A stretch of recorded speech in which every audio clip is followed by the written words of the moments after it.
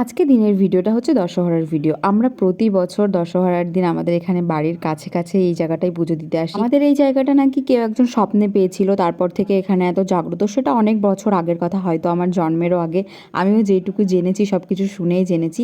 আমাদের এখানে নাকি যা মানত করা হয় সেগুলো সব পূরণ করা হয়। আর এই দেখো, হয়তো গত বছর বা তার আগের বছর যাদের মানত পূর্ণ হয়েছে তারা এখানে ছাগল বা মুরগি দিয়ে গেছে। আমি একটা জিনিস তো খেয়াল করে দেখেছি, প্রতি বছর দশহরার দিন প্রচুর পরিমাণে গরম পড়ে, তো এবারও তার ব্যতিক্রম কিছু হয়নি। প্রচুর পরিমাণে গরম পড়েছিল।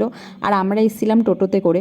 টোটোটা একটু দূরে দাঁড়িয়েছিল বলে হেঁটে হেঁটে পুজোর ওখান পর্যন্ত যেতে যেতে আমার মার একটু কষ্ট হয়ে গেছিলো। তো তারপরে তো কোনো মতে আমি পুজো টুজো দিলাম, মা একটু বসে রেস্ট নিল। আর এখানে দেখো, খাবারের এখানে চলে এসেছি আমরা। এই যে 3টে কড়াই তোমরা দেখলে, এই 3টে কড়াই পায়েস রান্না হচ্ছে। আর এই যে এত লোকের ভিড়, সেটা হচ্ছে এই পায়েসগুলো নেওয়ার জন্যে।